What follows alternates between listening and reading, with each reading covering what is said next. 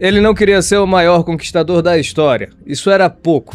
O que Alexandre o Grande queria, de verdade, desde criança, com convicção total, era deixar de ser humano. Só que a gente sempre conta essa história errada. A gente foca nas batalhas, nos mapas, no Império, e esquece a parte mais perturbadora, que tudo isso era só o meio do caminho. A conquista do mundo era o currículo que ele estava tentando montar para apresentar aos deuses e dizer: eu mereço entrar. E o detalhe que ninguém para pensar é o seguinte: ele foi moldado para acreditar nisso desde antes de entender o que significava. Uma mãe que jurava que um deus o havia gerado, um pai que o amava e temia ao mesmo tempo, e um filósofo cujas lições ele obedeceu até o momento em que decidiu que o mestre estava errado. O que acontece com um homem assim quando o mundo inteiro cede? Menos uma coisa. Eu sou o Mohamed e sejam bem-vindos ao V de História, moçada. Para entender por que o Alexandre queria virar Deus, a gente precisa primeiro entender o problema que ele tinha em casa, o pai. O Filipe II, o cara mais impressionante do mundo mediterrâneo, pegou a Macedônia, um reino bagunçado, periférico e desprezado pelos gregos, e transformou num império. Criou uma máquina de guerra que ninguém havia visto antes e subornava quem não podia vencer. Comprava a aliança de quem resistia à espada. E tinha uma frase para isso. Ele dizia que ganhava mais amigos com ouro do que com ferro. E em 338 a.C., na Batalha de Queroneia, colocou a bota no pescoço da Grécia inteira. Pela primeira vez na história, um forasteiro controlava a Grécia continental. Quem comandou o flanco decisivo dessa batalha? Um garoto de 18 anos, o filho, o Alexandre. E aí começa o problema, porque o Filipe, depois de ver o filho vencer, chorou de alegria e ele disse que terás de encontrar teu próprio reino para reger. A Macedônia será pequena demais para ti. Parece um elogio, só que pensa bem no que o pai está dizendo. Ele está dizendo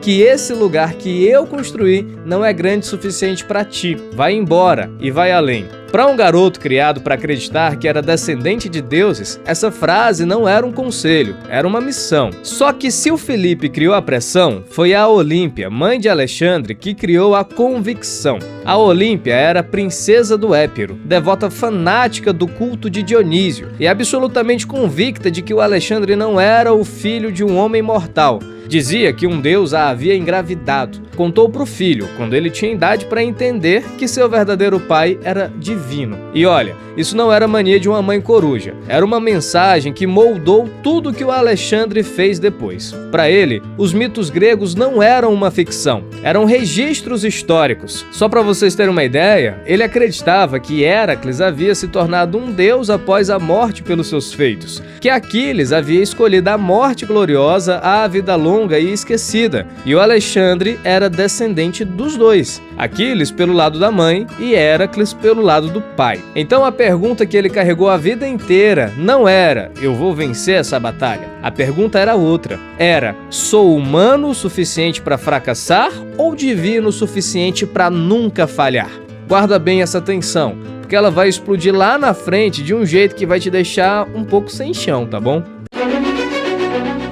Em 336 a.C., durante as celebrações do casamento da filha do Filipe, o rei mais poderoso do mundo mediterrâneo foi assassinado numa festa. O assassino era Pausânias, um macedônio com rancores pessoais. Foi morto imediatamente pelos guardas antes de poder ser interrogado. E aí a coisa fica estranha, porque os guardas que mataram Pausânias eram todos amigos pessoais do Alexandre. As fontes antigas nunca acusaram o Alexandre diretamente, mas os que se beneficiaram foram o Alexandre, que virou rei, e a Olímpia, que havia sido humilhada pelo novo casamento do Filipe com outra mulher. Plutarco registra que quando Pausânias havia se queixado ao Alexandre de uma agressão que sofreu, o filho do rei respondeu apenas com uma citação de Eurípides sobre assassinar o pai da noiva, o noivo e a noiva. Ninguém sabe com certeza o que houve. Só que todo mundo que podia falar ficou convenientemente morto muito rápido. O Alexandre agiu com uma velocidade sem piedade. Mandou matar o general Átalo, que o havia insultado publicamente. Mandou matar o primo Amintas, que tinha sangue real. E a Olímpia, por conta própria, mandou matar a última esposa do Filipe e a filha bebê dela. O Alexandre teria ficado contrariado e em seguida mandou matar todos os parentes do sexo masculino da família. Apresentou-se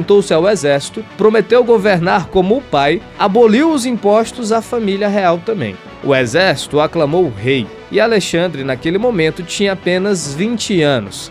E aqui está o ponto que os livros didáticos sempre deixam um pouquinho nebuloso. O Alexandre não era um rei tranquilo que herdou um trono sólido. Era um jovem de 20 anos que precisava se provar a todo momento que merecia estar onde estava. O pai havia construído tudo e o filho vivia na sombra disso. A única saída era ir além, sempre além, porque parar significava admitir que era apenas o filho do Filipe. E isso, para um homem que acreditava ser filho de um deus, era inaceitável. Os inimigos apostaram que um garoto de 20 anos, recém-coroado, seria fraco, e erraram feio. A Grécia se rebelou e os bárbaros do norte ameaçaram. O Alexandre respondeu com uma velocidade que deixou todo mundo atônito. Percorreu 720 quilômetros em 14 dias, atravessando 4 cadeias de montanhas e apareceu diante de Tebas antes que qualquer notícia da sua marcha chegasse à cidade. Os tebanos, em vez de se renderem, o chamaram de tirano da Grécia. Uma citação deliberada de Eurípides comparando o Alexandre ao rei Penteu, o tolo que rejeitou Dionísio e foi despedaçado pela própria mãe. O Alexandre reconheceu a alusão na hora e sentiu uma extrema dor, segundo as fontes, e ordenou o ataque total. Tebas foi destruída, a população escravizada. Só a casa do poeta Píndaro foi poupada, porque o Alexandre amava poesia. Em 334 a.C., com 22 anos, o Alexandre cruzou o Helesponto com 47 mil homens em direção à Ásia Persa. Antes de qualquer batalha, fez o que a religião e a literatura exigiam: visitou Troia. Ofereceu sacrifícios ao espírito de Aquiles, seu ancestral, seu modelo, o homem cuja vida ele estava tentando superar. Pegou um escudo sagrado do templo de Atena e carregou esse escudo à frente em todas as batalhas seguintes. Não era um gesto simbólico, era o começo de uma encenação deliberada, e ele estava interpretando o papel de herói mítico em tempo real. Na primeira grande batalha, o rio Grânico, o general mais experiente do exército, o Parmênio, aconselhou cautela. O Alexandre respondeu que seria uma desgraça esperar e mandou os soldados comerem o último pedaço de comida que tinham, prometendo que o jantar do dia seguinte seria tomado do inimigo. Entrou na batalha com armadura reluzente e elmo de pluma branca, tornando-se o alvo mais visível do campo. No meio do combate, um golpe partiu o elmo quase ao meio. Outro persa ergueu a espada para acertar a cabeça desprotegida. Foi o Cleito quem cortou fora o braço do atacante, uma fração de segundo antes. O Alexandre devia a vida ao Cleito, e esse detalhe vai importar muito. Em 331 a.C., na Batalha de Gaugamela, o Alexandre destruiu o exército do Dário III pela última vez. O grande rei da Pérsia fugiu e foi assassinado pelo próprio general. Nesse momento, algo mudou no Alexandre. Ele assumiu os títulos persas, adotou elementos do traje persa, visitou o oráculo de Amon no Egito e o oráculo o saudou como filho de Deus. Passou a exigir que visitantes se prostrassem diante dele, como se fazia diante de um deus ou de um grande rei. Os macedônios ficaram horrorizados. Para eles, se prostrar era coisa de escravo. Mas para Alexandre, era confirmação do que ele havia acreditado a vida toda. E aí ele fez algo que o mundo não esperava. O Aristóteles, o grande mestre, o maior filósofo grego da época, havia ensinado ao Alexandre que os bárbaros eram escravizados por natureza, que não havia mistura possível entre gregos e povos conquistados. O Alexandre, que havia conquistado o maior império do mundo seguindo essas regras, chegou ao topo e decidiu: meu professor estava errado. Nomeou persas para cargos de governo, casou-se com uma princesa bactriana chamada Roxane e treinou 30 mil jovens persas como soldados macedônios. Promoveu casamentos em massa entre seus 80 comandantes e mulheres de famílias nobres persas. Pagou as dívidas de todos os soldados sem perguntar os valores e queria criar uma nova civilização. Não macedônia, não persa. As duas coisas ao mesmo tempo. Cara, se tu já achou essa parte uma loucura, já esmaga o like aí pra fortalecer o canal, porque a verdadeira tragédia ainda nem começou. Numa festa em Maracanda, hoje Samarcanda, no Uzbequistão, aconteceu uma das cenas mais sombrias da história antiga. O Cleito, o mesmo cara que havia cortado fora o braço do persa no Rio Grânico, o homem que o Alexandre amava como um irmão mais velho, estava bêbado e com raiva de algo que vinha guardando há um tempo. Convivas bêbados proclamaram que os feitos de Alexandre já superavam dos próprios deuses, e o Cleito não aguentou. Protestou que era desonroso comparar Alexandre a um deus, que era desonroso zombar dos macedônios na frente dos persas, que era desonroso esquecer o Filipe II. E então jogou o golpe final. Ele falou que foram os soldados que te tornaram tão grande, e tu negas teu próprio pai para fingir ser filho de Amon? O Alexandre arremessou um insulto de volta. Amigos tentaram separar os dois, arrastando Cleito para fora, mas o Cleito voltou. Gritou um verso de Eurípides, uma acusação direta de que o Alexandre era um vaidoso que roubava a glória dos soldados que haviam vencido suas guerras. O Alexandre agarrou a lança de um guarda e enfiou no peito do Cleito. O homem que lhe havia salvado a vida morreu ali mesmo. O remorso foi devastador. Alexandre se trancou por 3 dias sem comer nem beber. E um filósofo chamado Anaxarco tentou consolá-lo com um argumento perigoso. Ele disse que um verdadeiro rei, por sua superioridade, definia o que era certo pelo simples fato de agir.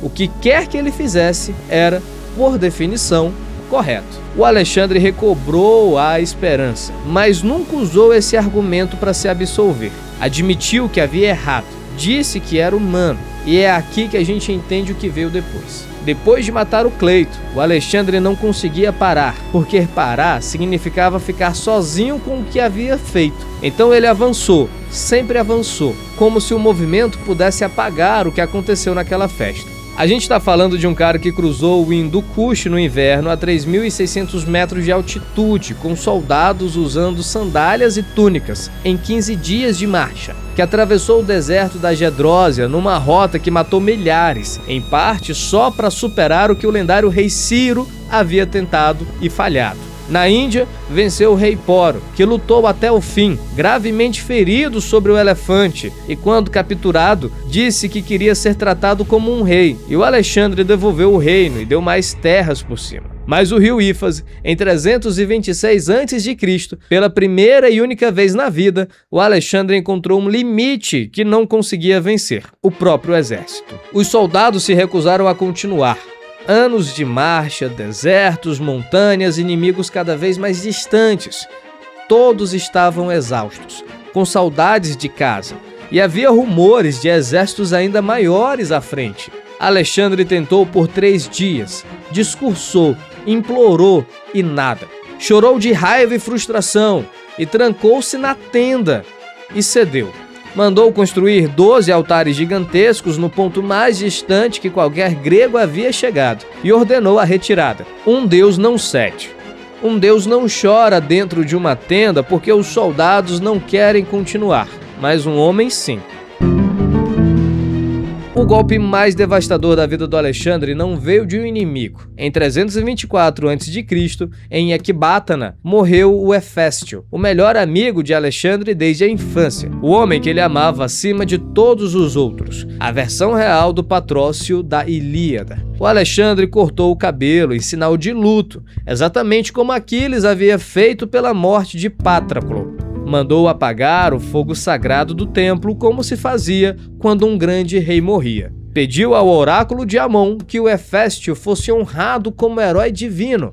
1 ano depois, o Alexandre adoeceu na Babilônia, febre crescente e dias de prostração. Ele acabou perdendo a voz, depois a consciência. Quando os soldados desesperados pediram para ver o rei pela última vez, o Alexandre os reconheceu 1 a 1. com um gesto dos olhos, sem conseguir falar. Quando perguntado a quem deixava o reino, respondeu: ao mais forte. Ele tinha 32 anos. Havia conquistado um território 50 vezes maior que a Macedônia. Ele não deixou herdeiro. Ele não deixou instrução. Ele não deixou resposta. E o maior império que o mundo antigo havia visto foi imediatamente despedaçado pelos generais que ele havia formado.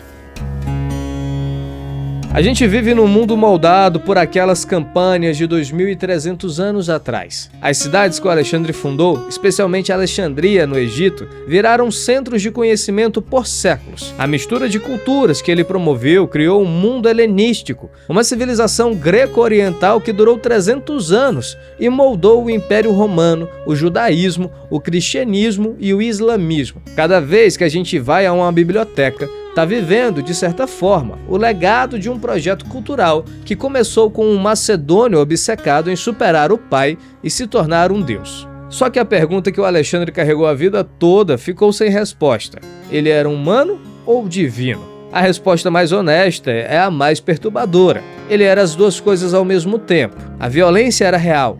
A generosidade era real. A curiosidade intelectual era real. A grandeza era real.